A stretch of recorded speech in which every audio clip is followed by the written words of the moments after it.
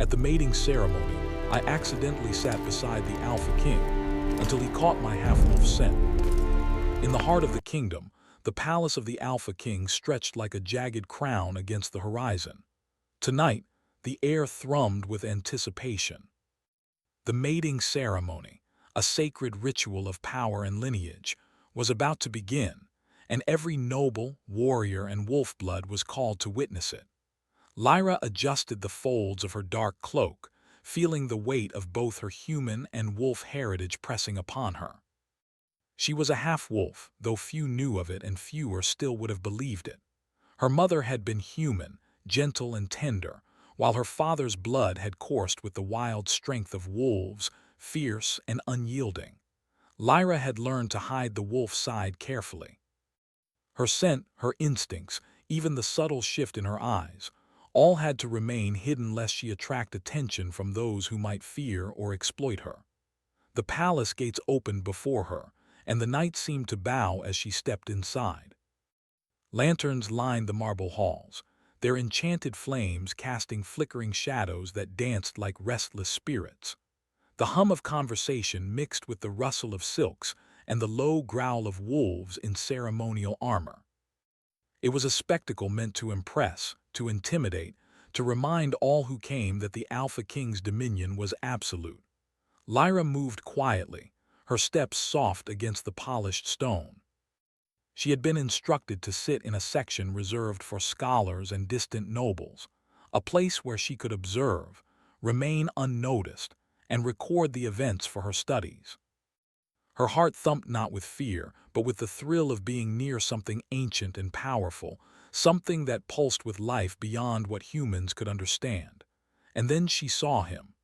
Kalen, the Alpha King of Lunaris, stood at the head of the hall. His presence was magnetic, a force that seemed to bend the light and shadow around him. Cloaked in black and silver, his golden eyes scanned the crowd with a predator's focus. Even the wolves flanking him seemed to lean closer, as if drawn by his aura. Lyra felt a shiver trace her spine. There was a pull she could not explain, a sense that the world had narrowed to the distance between them. She attempted to slip further down the rows, wishing to remain invisible, but the crowd shifted like living water, and she found herself moving almost by fate to a seat beside Kalen. Her pulse quickened as she realized the danger of her position. To sit beside the Alpha King was unthinkable for someone of her standing, but it was too late. She lowered herself into the chair, heart hammering, praying her scent remained masked. Kalen's gaze fell upon her, and the hall seemed to hush for a heartbeat. He leaned slightly, and though his expression was composed, his eyes flared with sudden recognition. Lyra felt the warmth of his scrutiny, the awareness that he sensed something hidden within her. "You," Kalen said, his voice calm but edged with steel. "Who are you?" Lyra swallowed, trying to sound steady. "I am Lyra, a scholar from the human provinces," she replied softly. She bowed her head, offering respect but not submission. Kalen studied her, his gaze moving over her hair, her face, and then, subtly, something deeper. His senses had caught a trace, a whisper of her wolf blood, faint but undeniable. The recognition in his eyes was not just curiosity, it was awareness. "You have a scent, unlike any human," he murmured, leaning closer. The faint brush of his presence was enough to make her senses alert. Her wolf instincts stirred, a low hum of tension that whispered caution, curiosity, and desire all at once. Lyra forced herself to breathe evenly. I do not understand," she said, though her voice betrayed a flicker of fear. Kalen's lips curved into a faint, knowing smile. "Perhaps you do not, but your scent tells stories your words hide." The hall erupted again in the ceremonial chants, masking their private exchange. Lyra dared not respond further.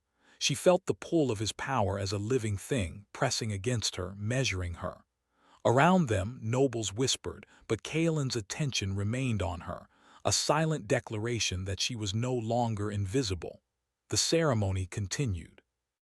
Wolves howled in unison, flames danced in the enchanted bowls, and Kalen performed the rituals with a precision that radiated authority. Lyra observed, taking in the elegance and danger of the event. Each movement, each word carried weight. Here was a man who ruled not only by strength, but by presence, by aura, by the quiet insistence of his dominance. Yet beside him she felt neither oppression nor threat, not entirely. There was curiosity in his gaze, a flicker of something unspoken, something that mirrored her own hidden fire. She realized then that their connection was more than instinct, it was recognition.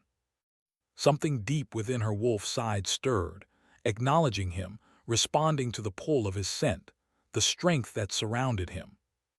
As the feast commenced, Lyra tried to focus on the ornate dishes and the clinking of goblets, yet every shadow, every flicker of movement seemed to carry his attention back to her.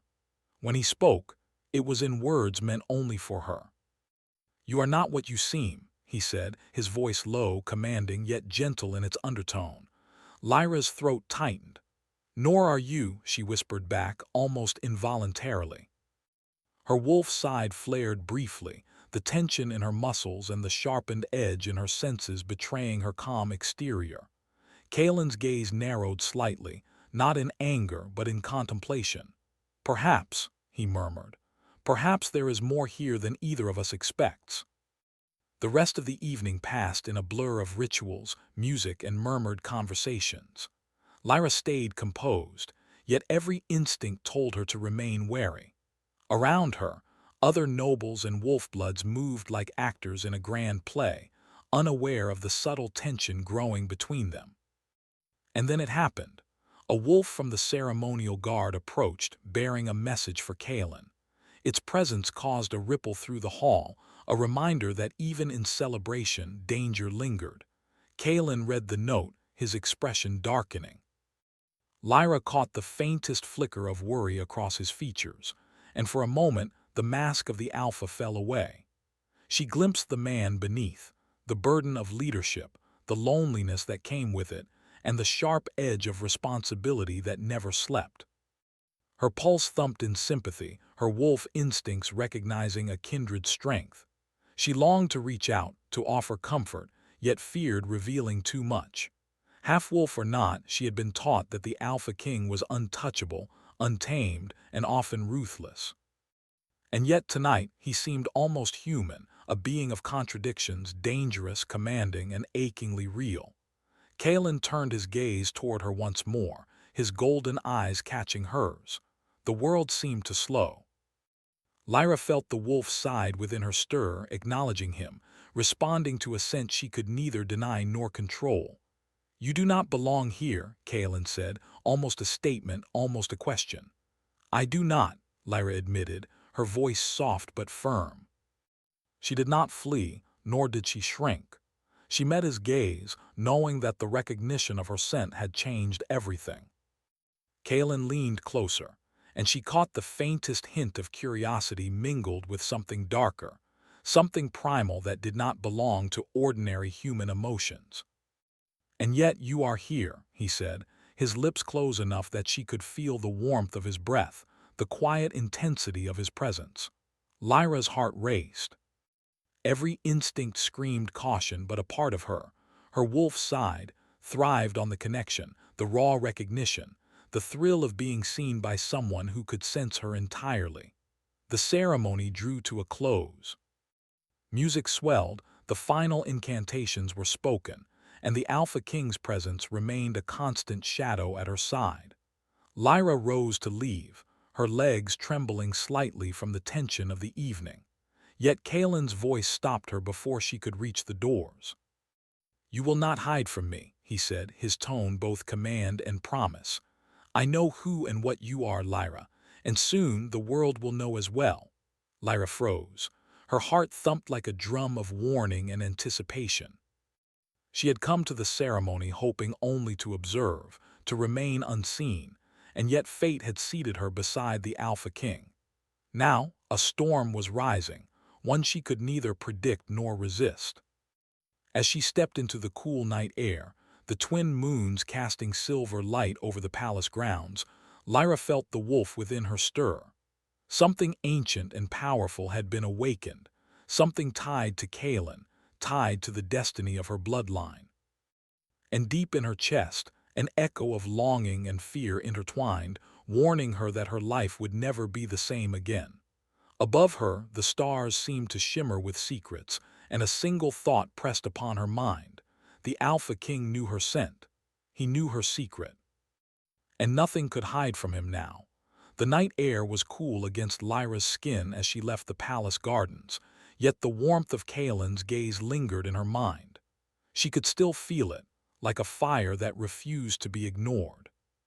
Her wolf senses, long suppressed, hummed with awareness, alert to every whisper of the wind and every rustle in the shadows. She knew that being noticed by the Alpha King was not a casual thing. His interest, whether curiosity or instinct, was dangerous. Lyra walked along the palace walls, seeking the quiet of the moonlit courtyard. The statues of past alphas loomed like silent sentinels, their stone eyes staring down at her. Her mind replayed the evening, the ceremony, the feasts, the music, and most of all, Kaelin. Even as she tried to suppress her instincts, she realized that he had seen more than her human form. He had sensed her wolf blood, and that awareness was not something easily forgotten or forgiven. Inside the palace, Kaelin lingered in his private chamber, staring at the note that had arrived during the feast. The bloodied mask of a wolf had been left as a warning, a curse meant for him, perhaps, but one that carried far-reaching consequences. His sharp senses had already traced the magic in the mask. It was old, powerful, and dangerous. But there was something else, the presence of Lyra. Her scent, faint but undeniable, lingered in the hall, entwining with the aura of danger. Kaelin found himself thinking of her in ways that were both troubling and fascinating. Half-wolf or not, she had drawn attention, and not merely from him. The kingdom, the clans and forces beyond the forests would soon notice her too. The following morning, the palace was alive with rumors. Nobles whispered about the new scholar, the mysterious half-blood, and the Alpha King's unusual attention. Lyra tried to remain distant, blending into the corridors, but everywhere she went, eyes followed, whispers lingered, and shadows seemed to move with her presence.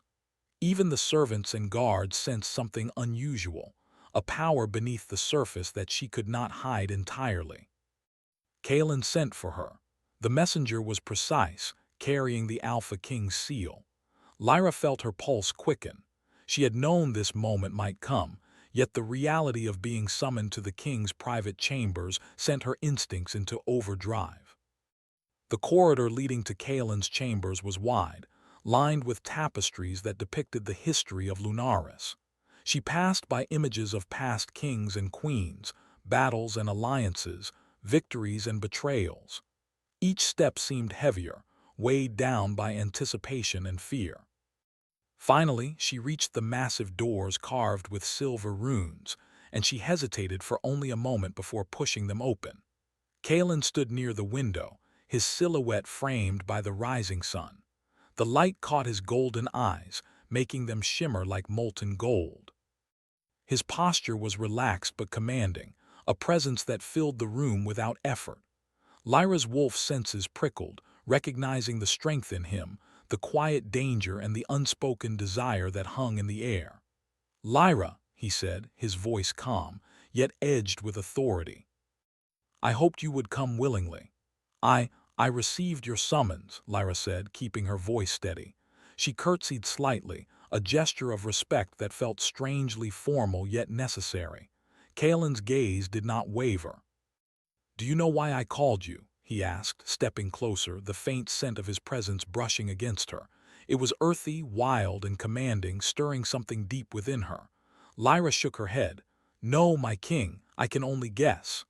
Kaelin studied her for a long moment. "You are not like the others. I sensed it the moment you sat beside me. Your scent, your power, it is rare." Lyra swallowed, the truth pressing against her lips. "I am half-wolf," she admitted, her voice barely above a whisper. She did not try to hide it. The secret she had guarded all her life now hung between them, heavy and undeniable. Kaelin's expression softened, though only slightly.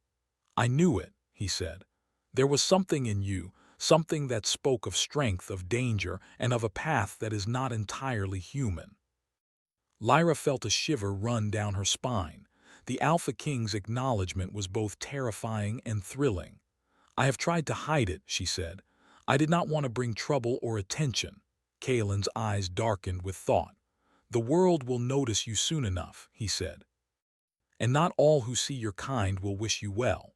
Their conversation was interrupted by a soft knock at the door. A young guard entered, bowing respectfully. "My king, a messenger has arrived from the eastern clans. They speak of a disturbance near the forest's edge. Wolves have been acting strangely, restless and aggressive." Kaelin's eyes narrowed. "Show me." Lyra followed silently as Kaelin and a small group of his trusted guards rode toward the forest. The wind was sharp, carrying the scent of pine, earth, and something darker lurking beyond. Wolves prowled the edge, their eyes glinting with unease. Lyra's wolf instincts flared, telling her that their behavior was unnatural, forced by some unseen influence. Kaelin dismounted, moving closer to the pack. Lyra walked beside him, careful to keep her movements controlled. She felt the power within her stir, recognizing the wolves as kin and sensing the tension that ran through the group. "They sense you," Kaelin said softly, his gaze meeting hers. "Do you know why?" Lyra hesitated, then nodded. "They know you too, and they sense danger. There is something affecting them, something that is not natural." Kaelin's jaw tightened. "Then we must act before it spreads."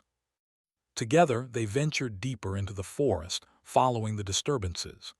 Shadows shifted unnaturally, trees bending and twisting as if alive.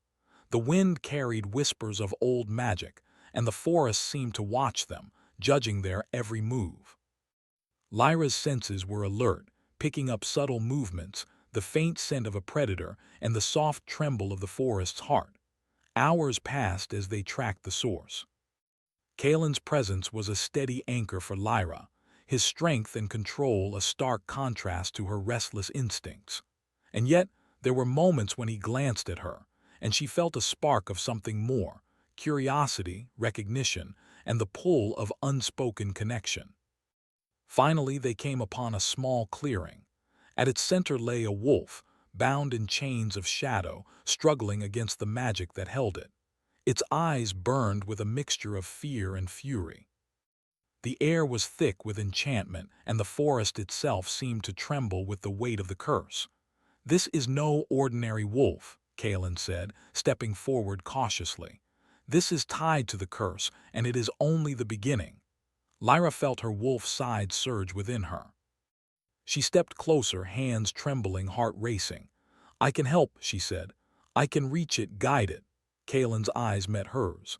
"Do you trust yourself?" he asked, the command in his tone softening for the first time. Lyra nodded, feeling both fear and determination. She focused, closing her eyes, letting her senses extend into the wolf's mind. She felt its pain, its confusion, and its instinctual need to fight and survive. Slowly, the chains of shadow began to loosen, responding to her presence, to the power that she had kept hidden all her life. Kaelin watched silently, all mixed with caution. He had not expected such strength, such control from someone so young, and yet he was not surprised. There was something in Lyra, something ancient and vital that could not be contained. The wolf's eyes softened as it recognized her. With a final shudder, the chains shattered, dissipating into mist. The wolf stepped forward, bowing its head in acknowledgement before disappearing into the forest. Lyra exhaled, her body trembling from the exertion and the intensity of the connection. Kaelin approached, placing a hand on her shoulder. "You are stronger than you know," he said. His voice carried admiration but also a note of warning. "And the world will not forgive weakness in those with your gift." Lyra met his gaze, feeling the pull of something more: danger, power, and a connection that was impossible to ignore. I will learn," she said softly. "I will control it," Kaelin nodded. "Then we will face what comes together. But know this: the curse that threatens the forest is only the start.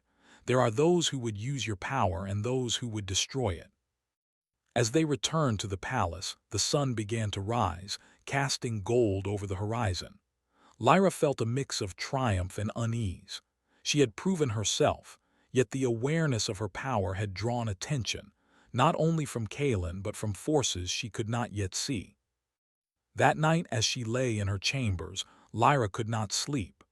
Her mind replayed the events, the pull of Kaelin's presence, and the connection she had felt with the wolf in the forest. Her wolf side whispered warnings, urging caution, yet the human part of her longed for understanding, for companionship, for the trust she had glimpsed in Kaelin's eyes. Outside, the palace was quiet, but shadows moved with intention. The rival clans, the ancient magic of the forest, and the whispers of prophecy stirred in the dark. Lyra knew her life was no longer hers alone. It was entwined with the Alpha King, with the wolf-blood legacy, and with a destiny that would demand every ounce of courage she possessed. And somewhere, deep in the forest, a pair of golden eyes watched her, aware of her awakening. The pull of the past, of magic, and of destiny was already at work. Lyra closed her eyes, feeling the weight of what was to come, and a single thought pressed against her mind. The world had seen her power, and nothing would ever be the same again. The forest outside Lunaris had always been a place of whispered legends. Trees older than the kingdom itself stretched toward the sky, their leaves rustling secrets in the wind. Tonight, the shadows seemed thicker, heavier, almost alive. Lyra followed Kaelin along the winding paths, her senses alert, her wolf instincts humming like a hidden drum. The cursed wolves they had freed were only the beginning. She could feel it in the quiver of the earth beneath her feet and the scent of unrest that clung to the air. Kaelin moved ahead with practiced precision. Every step was measured, controlled, radiating authority. Yet Lyra noticed a subtle tension in his shoulders, the faintest tightening of his jaw. The Alpha King was not a man to be unsettled easily, and if he was cautious, then the danger ahead must be formidable indeed. "They are waiting for us," Kaelin said softly, as if reading her thoughts. "Something in this forest resents the touch of outsiders, and it will not be gentle." Lyra nodded, gripping the strap of her satchel where she kept a few tools and scrolls for observation. Her wolf senses flared, guiding her, warning her of every movement, every whisper. She could feel the energy of the forest shifting, shadows twisting, and the low hum of magic vibrating in the air.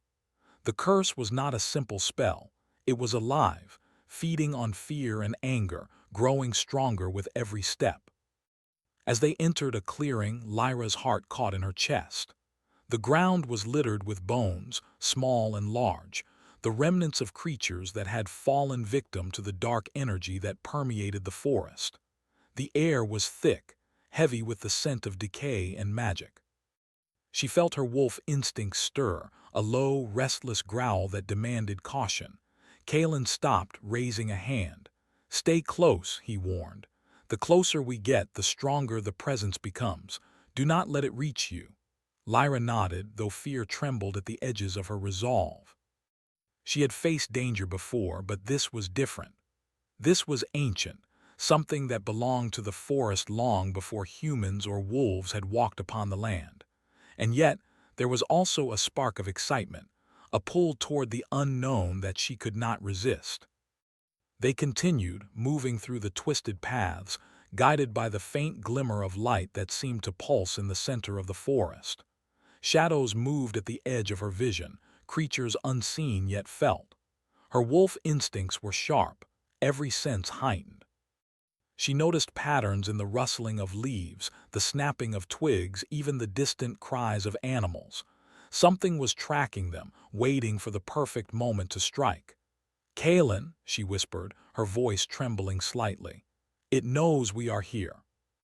Kaelin's hand moved to rest on the hilt of his sword. "I know," he said quietly, "and we cannot let it catch us unprepared." As they approached the heart of the forest, the source of the curse revealed itself. A figure cloaked in shadows stood atop a rise, its presence radiating a dark, oppressive power. The air seemed to warp around it, twisting and bending like liquid shadow. Lyra's wolf senses screamed in alarm. This was no ordinary magic. This was the work of an ancient spirit, one that had lingered in the forest for centuries, bound by anger and betrayal. Kalen stepped forward, his posture unyielding, yet he did not move recklessly. "Show yourself," he commanded, his voice carrying through the clearing like a blade cutting through silence. "We mean no disrespect, but we will not leave until the curse is lifted." The shadow figure stirred, and a voice echoed, hollow and cold, through the trees. "You dare enter my forest, you, child of both worlds, and you, king of the Alpha line." The voice was everywhere and nowhere, pressing on their minds. "You cannot leave without paying for the trespass." Lyra felt her heart race, her wolf instincts alert. She could sense the figure's power, a vast, ancient energy that stretched beyond comprehension. Yet within her a spark of defiance stirred. She would not be frightened. She would not run. She was half-wolf, a creature of strength, cunning, and heart. Kalen's grip tightened on his sword, and he stepped closer to Lyra, a silent shield between her and the darkness. "We are not afraid," he said, his voice steady, yet fierce. "And we will face whatever you command together." The shadow figure moved closer, and Lyra felt the air thicken, pressing against her chest like a physical weight. The forest itself seemed to react, trees bending, roots twisting, and the ground trembling beneath their feet. Shadows coalesced into shapes, twisting forms that lunged toward them, then vanished before touching skin. Lyra closed her eyes, letting her wolf senses guide her. She reached out with her mind, connecting with the energy of the forest, feeling the pulse of life around her. She could sense the pain, the fear, the anger that had been trapped for centuries. Slowly, cautiously, she extended a part of herself toward the figure. Kalen watched, his expression a mixture of awe and caution. He had seen her power before, but never like this, never reaching out to something so old, so dangerous, with courage and purpose. The shadow figure hesitated, recoiling slightly at her presence. "You are different," it whispered, voice softer now, tinged with curiosity. "Child of human and wolf, you feel everything." Lyra opened her eyes, meeting the figure's gaze. "I am Lyra," she said firmly, "and I will not let this forest be consumed by your anger. I will help you find peace." The figure wavered, its shadowy form flickering. The ground trembled, and a gust of wind swept through the clearing. Trees shook, leaves spiraled into the air, and the shadows coiled like living serpents. Lyra's heart pounded, her wolf instincts guiding her movements, her mind focused on the spirit's pain. Kalen moved closer, placing a hand on her shoulder. "Trust yourself," he said softly. "You are stronger than you know." Taking a deep breath, Lyra extended her senses further, letting her wolf energy flow into the forest. She felt the curse unraveling, the anger dissolving, replaced by something softer, quieter, a longing for balance, for release. The shadow figure's form began to solidify, taking on a shape that was less terrifying, more sorrowful. "You," the figure whispered, voice trembling. "You feel my pain, and yet you do not fear it." Lyra nodded.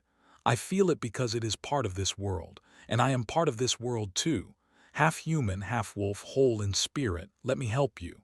For a moment the forest was silent, the shadows still. Then slowly the darkness lifted, retreating like mist at sunrise. The trees straightened, the air lightened, and the oppressive weight that had pressed on them lifted. Lyra opened her eyes, breathing deeply, her body trembling with relief and exertion. Kalen looked at her with a mixture of pride and astonishment. "You did it," he said softly. "You freed the forest and perhaps yourself as well." Lyra smiled faintly, exhaustion softening her features. "We did it," she corrected gently. "Together." As they made their way back to the palace, the first rays of sunlight broke through the trees, casting gold across the forest floor. Wolves emerged from the shadows, watching them, bowing their heads in acknowledgement. Lyra felt a warmth in her chest, a connection to the forest, the wolves, and Kalen that she had never experienced before. Kaelin walked beside her, silent but close. She could feel his presence, steady and grounding, yet charged with the same energy that had drawn her to him from the very beginning. Their bond had deepened, forged in courage, trust, and the shared experience of facing something ancient and formidable. Back at the palace, the corridors felt different, lighter, somehow, yet still charged with the tension of the world beyond. Lyra returned to her chambers, her mind replaying the events of the night.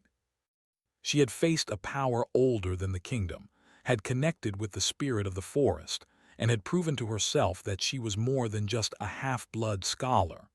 But as she lay down, a new sense of unease settled over her. The curse was lifted, yes, but the forest had not revealed all its secrets. Somewhere in the shadows, something still watched, waiting, and the stirrings of prophecy whispered in the wind. Kaelin, meanwhile, stood at his balcony, gazing toward the horizon. His thoughts lingered on Lyra, her strength, her courage, and the spark of something that went beyond respect or duty. She was rare, extraordinary, and he could not ignore the pull that drew him to her. Yet he also knew the world was changing. Half-bloods like Lyra were coveted, feared, and hunted. Their bond would bring both strength and danger, and the days ahead would test them in ways neither could yet imagine. That night as the palace slept, Lyra's wolf senses picked up a faint trace in the air, an unfamiliar scent, one that was not wolf, human, or even magic from the forest. It was deliberate, calculated, and close. Her heart tightened. Someone or something was watching. And she knew, with a certainty that made her pulse quicken, that the danger was not finished. The night was thick and still, broken only by the whisper of the wind through the palace towers. Lyra could feel it before she saw it, a presence, dark and deliberate, moving with purpose toward the palace. Her wolf instincts flared, her senses sharp, alerting her to the danger that was coming. She rose from her chambers, careful not to make a sound, and glanced toward Kaelin's balcony. He was there as if he had been waiting, golden eyes glowing faintly in the moonlight. His posture was calm, but his tension was unmistakable. Lyra felt a thrill of both fear and reassurance. He would face whatever was coming, but so would she. They were no longer separate. Their destinies were entwined, bound by trust, blood, and the trials of the forest. Kaelin spoke softly, almost a whisper carried by the wind. "They are here, be ready." Lyra nodded, her heart pounding, wolf instincts guiding her movements. Together they moved through the palace corridors, silent as shadows, toward the source of the disturbance. The air was thick with magic and malice, the very stones of the palace seeming to shiver under its weight. In the courtyard, a figure emerged from the darkness, a being cloaked in shadows, more substantial than the one from the forest, its presence radiating cold, calculated power. Its eyes glowed faintly red, and it carried the weight of centuries of anger and ambition. This was no ordinary threat. This was something older, wiser, and far more dangerous than they had faced before. "You have grown bold, Alpha King," the figure said, its voice echoing through the courtyard, "and you bring your companion into my reach." Kaelin stepped forward, sword drawn, though his eyes never left Lyra. "Who are you?" he demanded, voice steady and commanding. "And why do you come to challenge us?" The figure laughed, a low, hollow sound that made the ground seem to vibrate. "I am the one who has watched this land for centuries, the one who has bound curses and shadows, who has tested the strength of kings and the loyalty of wolves.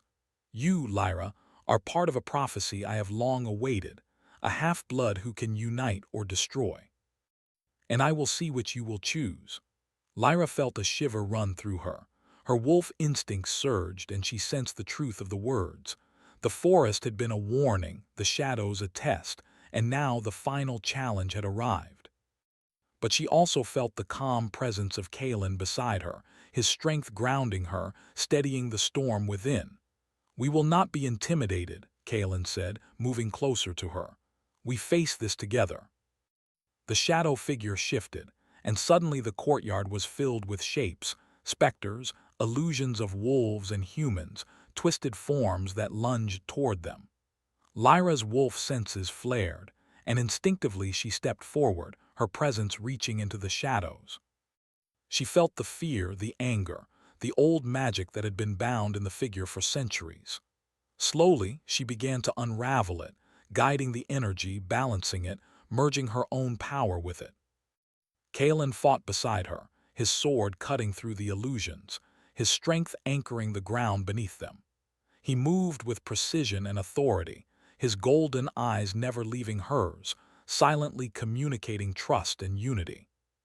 Together they became a force neither human, wolf, nor spirit could easily resist. The shadow figure roared, a sound that shook the courtyard and sent tremors through the palace walls. "You cannot contain me," it screamed. "I am older than kings, older than wolves, older than your fleeting lifetimes." Lyra closed her eyes, letting her wolf instincts guide her, feeling the pulse of the world, the energy of life and nature flowing through her. She reached out to the shadow, not with anger but with understanding. She recognized the sorrow, the loneliness, the endless weight that had twisted the spirit into darkness, and she offered something unexpected: empathy. "I feel your pain," she said, voice strong, carrying across the courtyard. "But you do not have to be alone, you do not have to destroy to be remembered. Let us help you find balance." The shadow wavered, its form flickering, uncertain. Kalen moved closer, placing a hand on Lyra's shoulder, silently supporting her. "You are not alone," he said, his voice carrying the strength of his authority and the depth of his trust. "We face this together. Let the anger go." For a long moment, nothing moved. Then slowly the shadow began to change. The red glow in its eyes softened, the oppressive weight lifted, and the shapes of illusions dissolved into mist. The figure's voice, once hollow and threatening, became softer, almost human. "You understand," it whispered, voice trembling. "You are the one." Lyra opened her eyes, and the wolf sighed within her hummed with recognition. She had not defeated the shadow with force, but with compassion, with understanding, with the courage to face something ancient and broken without fear. The prophecy, it seemed, was not about destruction, but unity. Kalen sheathed his sword, his eyes never leaving hers. "The forest is free," he said softly. "The curse is lifted. The danger is past for now." Lyra exhaled, relief washing over her. She felt stronger, more whole, connected to the world around her in a way she had never imagined. And she felt Kalen's presence beside her, not just as the Alpha King, but as a companion, a protector, and something more. The sun began to rise over Lunaris, casting golden light over the palace and the forest beyond.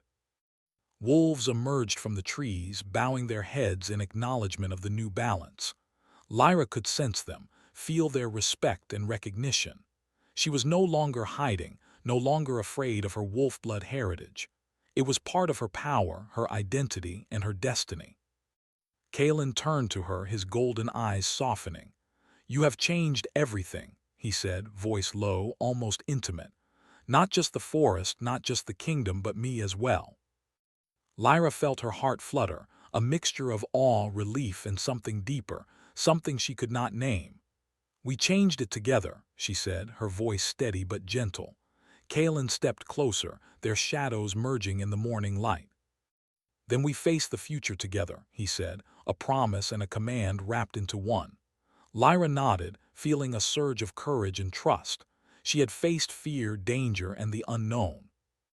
She had embraced her dual nature, her human heart and wolf instincts, and she had discovered the strength within herself. And now, with Kalen at her side, she felt ready for whatever might come next. But even as the morning light bathed the palace in gold, Lyra sensed a lingering shadow.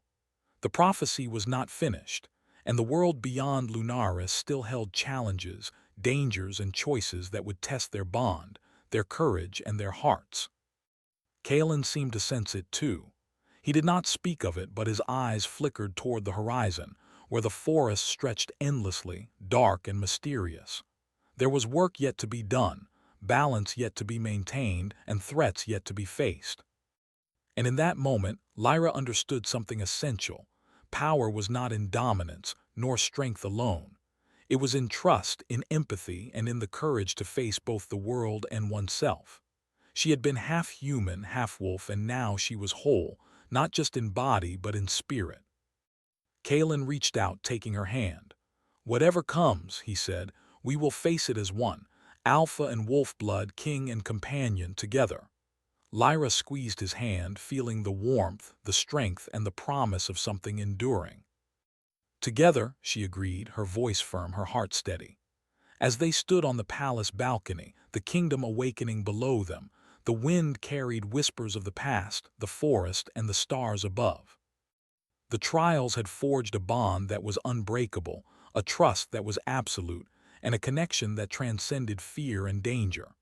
Somewhere in the distance, shadows lingered, subtle and watchful, hinting at future challenges. But for now, the prophecy had been fulfilled in part.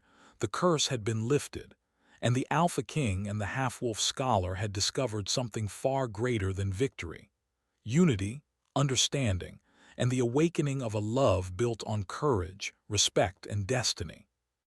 Lyra looked at Kalen and he looked at her, and in that shared silence they knew the truth. Whatever the world might throw at them, they would meet it side by side. She was no longer hidden, no longer afraid, and together they were unstoppable. The forest whispered its approval, the kingdom watched with awe, and the twin moons lingered above, shining on a world forever changed by courage, trust, and the bond between an alpha king and the half-wolf who had chosen to stand beside him.